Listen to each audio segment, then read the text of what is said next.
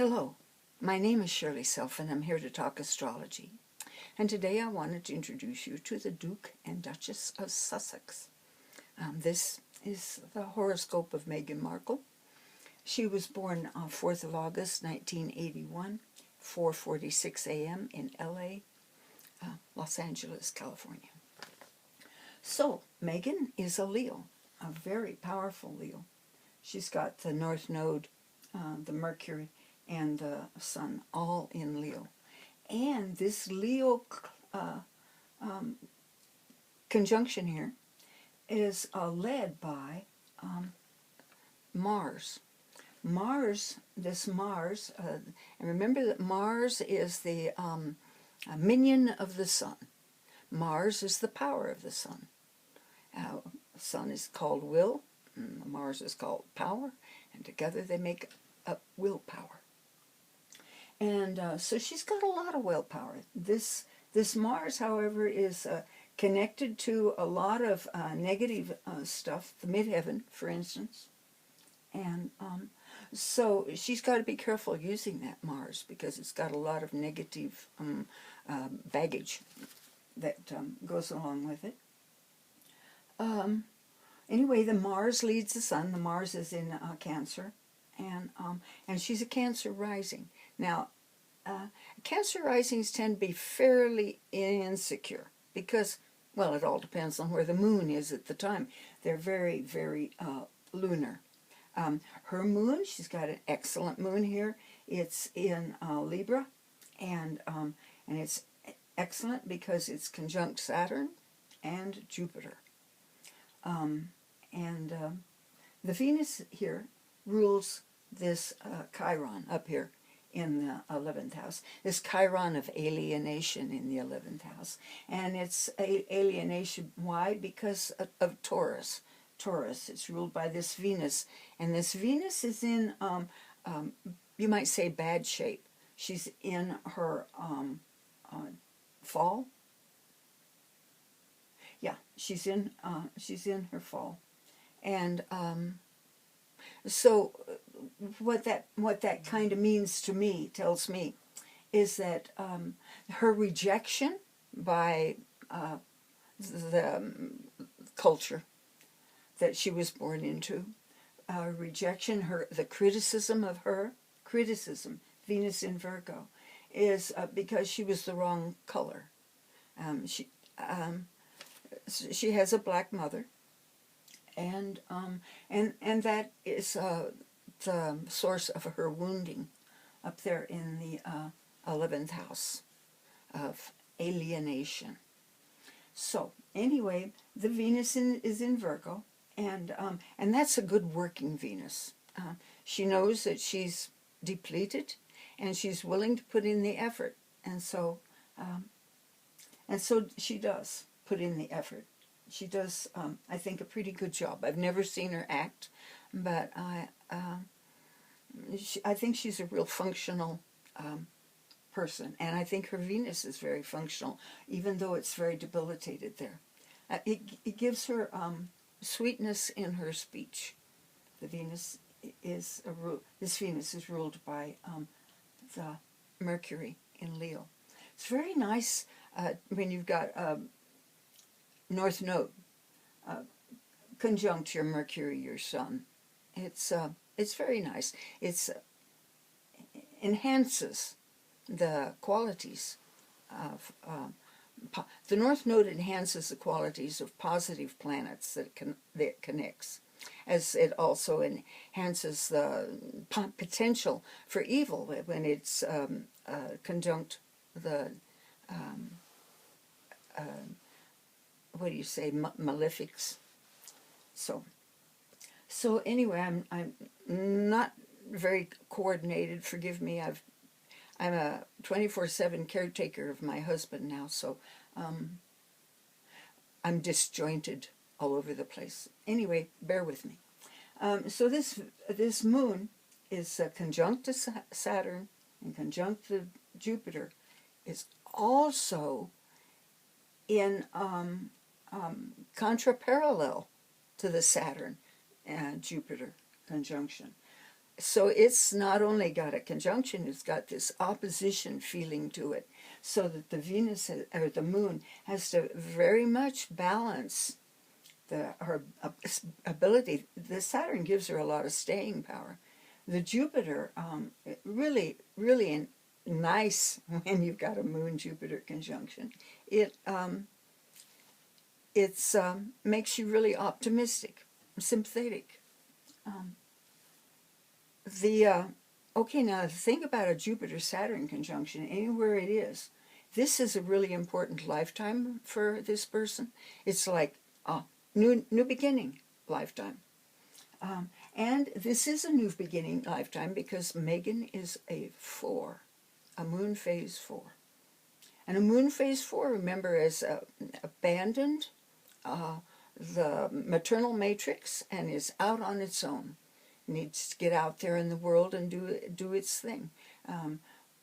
It is still a divided being, and you can see that in this moon in Libra, that is having to balance two.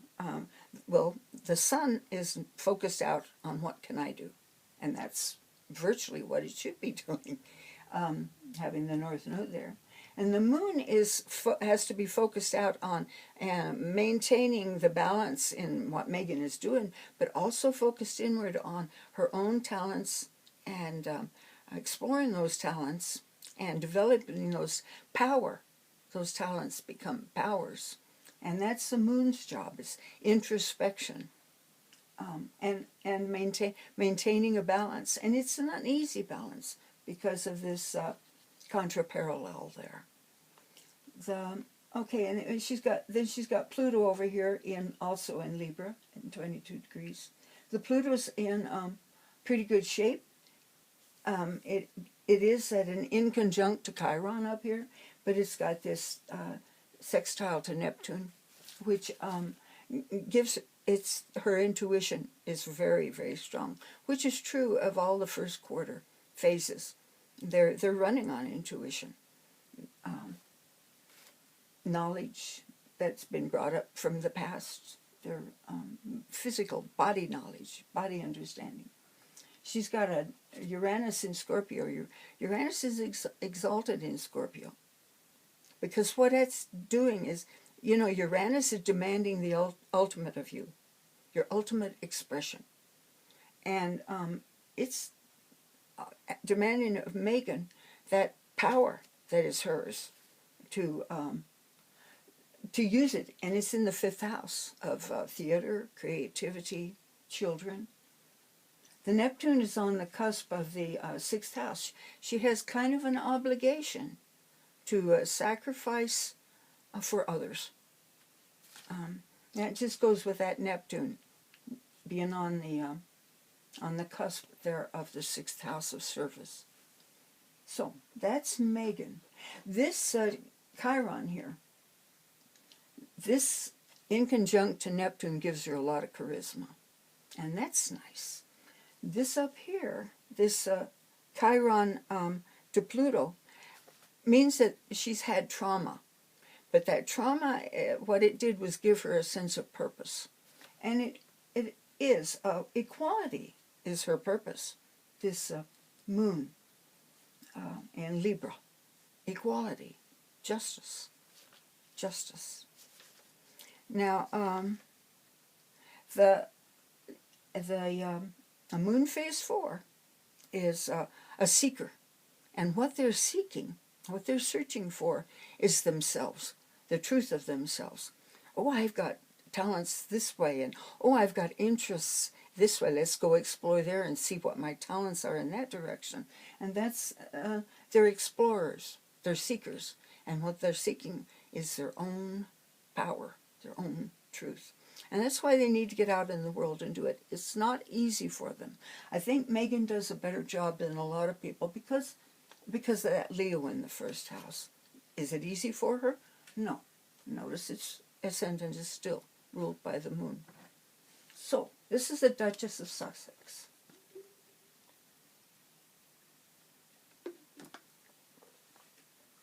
Her real vulnerability is this South Node over here in Aquarius on the cusp of the 7th house. the partner taking over and telling her what to do. Her instincts are so powerful. Look at this, all this in the third house. She's remember that a 4, their creative genius is a 26. And so the clarity of vision that a 26 has is one of the talents of a moon phase 4. And so it's her obligation, notice the square to the Mars, obligation to speak out, to speak up, and to tell the truth. And like moon phase 4, like a lot of people, just wants to be liked. And the truth that they have to convey is often of a negative, pisses people off. And they're obliged to do that. And she's got the power to do that, that Chiron in the 11th house.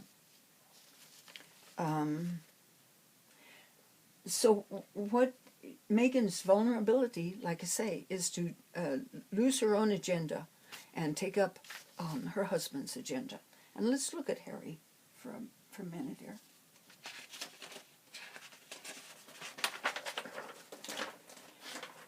Meghan calls him H.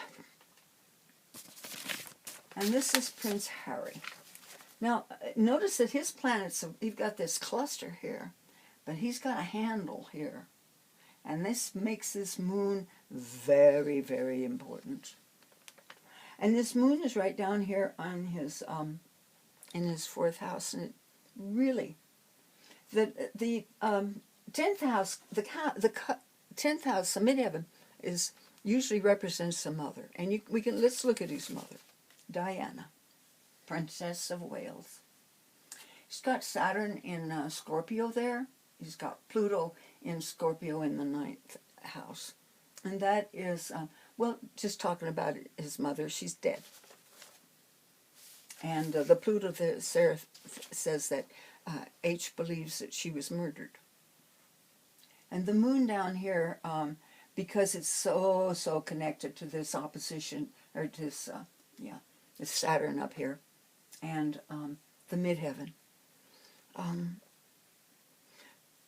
gives H an ambition of, look at the sun in the 8th house, of revenge, vengeance. And he's taken vengeance on his, he's taken vengeance on the family here, the firm, they call it. Let me take a step back a minute and introduce H2 a little more thoroughly. This moon is in Taurus. That's a good moon. That's an exalted moon at 21 degrees. The Chiron's over here in the 5th house. And the Chiron in the 5th house, it's in Gemini. And so what does that mean? That means that he's constricted about what he can speak about. Except that this guy, he owns his own power. He's moon phase 19, a powerful, powerful person. He is not a divided person like Meghan is. He is the thing about a 19 is that the sun and the moon have come together, focused out how can we use our power. And 19 is virtually the ascent to power in the third quarter. The third quarter talks about the crowning and the reign of the king.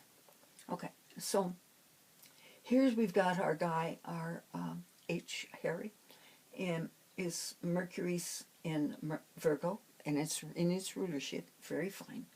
The sun is in Virgo. The Venus is in Libra, very fine. Venus rules Libra. Pluto is in Scorpio, and it has rulership in Scorpio. This guy's got an awful lot of power. Awful lot of power. South node's here in Scorpio. North node over there in Taurus, conjunct the moon. And the nodes in Scorpio Taurus are a bitch. They're a bitch. any way you look at it, they're grasping and possessive and vengeful, and either way you put that south node is going to. They're hard to get over. They're hard to clear up. They're very difficult. But he's got this north node conjunct the moon, and this moon is exalted, and so Harry's got the power to overcome this savage hatred that he's got up there in the 10th house. And who's it against? Well, it's against the paparazzi that he blames for killing his mother. The firm, the royal family, he blames for ostracizing and harassing his mother, driving her out. So Harry's got issues. He's got the Uranus-Mars conjunction there in the 11th house. Shows his connection in the firm. Now, the 11th house would be the firm. Not just the royal family, but the firm. The job, the obligations that he's got, that he works, those people he works for. But he's got a Mars-Uranus, and it's a 7-degree conjunction, but it's very happy working there on doing whatever he believes should be done. Sagittarius. The Neptune is in the 29th degree of Sagittarius, which is 29th degree is a critical degree. This is a very important lifetime for this young man. And the Jupiter follows. So Jupiter is in Capricorn. That Jupiter is in its fall. It's in its fall. So it's not particularly a happy Jupiter. It's connected nicely, beautifully to his Mercury. So what I see going on with this young man, he's got a book out. He's only got one planet in air. So a book, of course, if you don't have a lot of one thing, you're going to seek it. So he wrote a book. I think he had help, of course. But the book blasts the family and lays open their 8th house secrets.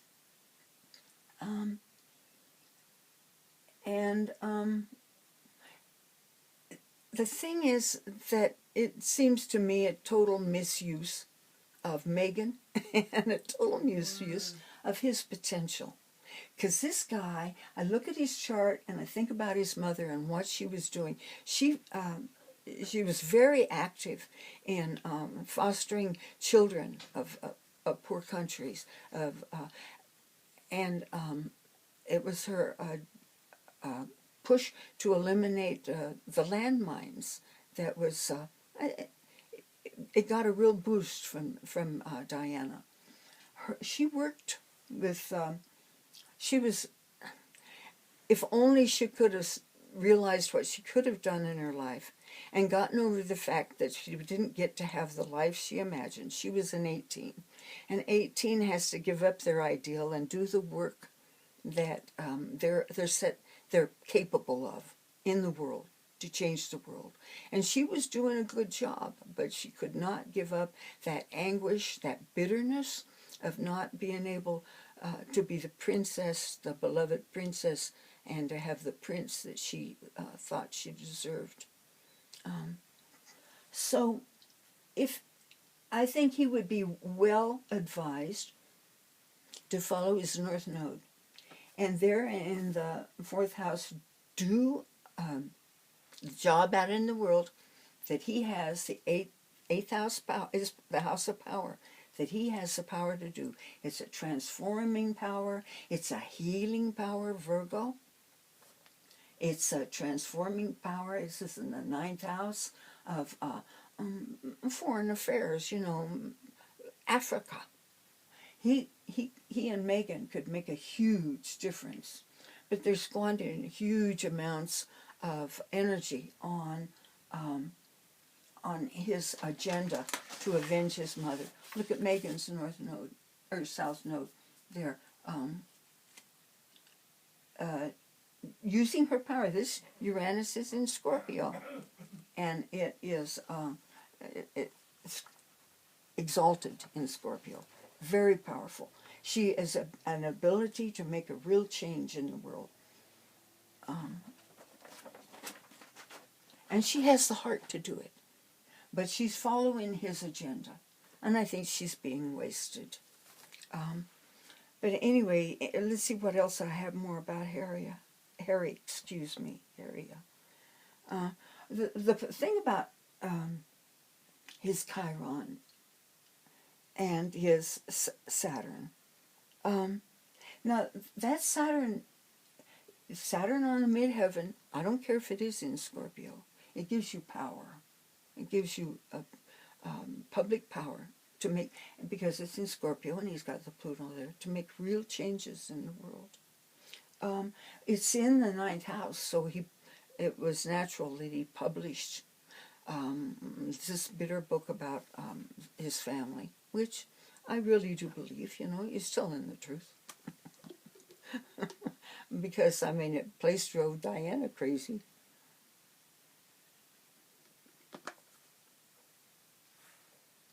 Anyway, he's got that Chiron. That Chiron in the 5th says, do not speak thy mind. So what does he have to do? He has to speak his mind. But like I say, he could make he could use his power. Goodness sakes, he's got so much power. Look at that. But he feels powerless in the family, doing the family thing. Well, he doesn't have to do that. He's got that, all this in the North Node. It says, leave thy family and go out into the world and do thy thing. And he's not left the family yet. Here's Meghan and Harry. Now, the way you get these charts, we're seeking midpoints. You put two charts together and find the midpoints, like between the Saturns, between the suns. And the way you do that is you add his sun to her sun and divide by 2. And that's the new sun in this composite chart. And this is pretty cool. This is a moon phase 26. This is Meghan's creative genius. And like I say, I think Harry's wasting her on vengeance. Let's hope he gets his vengeance and gets out into the world and does what he has the ability, the power, the charisma, and the attention of the people, that he could make the two of them could make a huge difference. Huge difference. And actually that's what the nodes on this composite chart are saying. Look at the power. They're very self-contained. They can do virtually whatever they want. The only thing they've got is this sun, moon. It's virtually on the midheaven. And so they have a moon in Cancer on the midheaven. It mothers the world, feeds the world, nurtures and nourishes the world. Okay, they've got the sun comes out to Virgo, and the Mars is in Virgo. So that Mars at 29 Virgo would give this couple the ability to hone in what's most important. That's a thing about a 26, is they see clearly. You can have a big mass of information on the top of it, but they can go to the root of that, just instinctively go to the root and say, this is where the problem started. And that's the ability of this Mars. Their Mars in Virgo. The Venus and the Saturn. Now the Venus is in exalted, in its rulership in Libra, and the Saturn is exalted in Libra. We've got Jupiter in Scorpio, Uranus is in Sagittarius, and Neptune is in Sagittarius. South Node in there is in, it's ruled by the Saturn, and the Saturn is over there in the Pisces saying, I suffered because life was not fair. And so the South Node is down there in, well, with the Neptune there, whining about it, on and on, when you could be doing a really good job to make a difference, make a huge difference in the world. The Mars and the Venus are conjunct. So the Mars is virtually there. He sees the job and how it needs to be done. The Venus is there to say, we need to make things fair. And I think this couple could, I hope that they eventually turn their attentions and their charisma and the attentions of the world to things that are really important, like kids. Kids. Kids. So, anyway, this is, let me see if there's anything I needed to, wanted more to say about Harry and Meghan. Oh, like I said, the hunchback. The hunchback doesn't have any power to invent or anything. What their power is to see and to say, I see the problem, and here's what we have to do. And that's the power of the hunchback. The clarity is just beautiful. The thing I found interesting about Harry and Meghan is how they fulfilled each other. Now, what Harry lacked, he lacked in air. Meghan provided. Look at all that. What Meghan lacked, what did Meghan lack? I think she lacked earth. She only had one earth. Harry provided. I think Meghan has like 4 air and Harry has 4 earth to provide, and that's what we do. We'll marry somebody that can provide what I'm missing. So I think they were a good match for each other, and I hope they handle it. I didn't do their wedding chart to know. I wouldn't know what time they were married, or I don't have that information. And I'm hoping that they have a fixed sign on the ascendant. If they have a fixed sign on the ascendant, the marriage will stick together whether they want to or not. Really hard to break a fixed sign marriage. But if it's mutable, it's easily broken.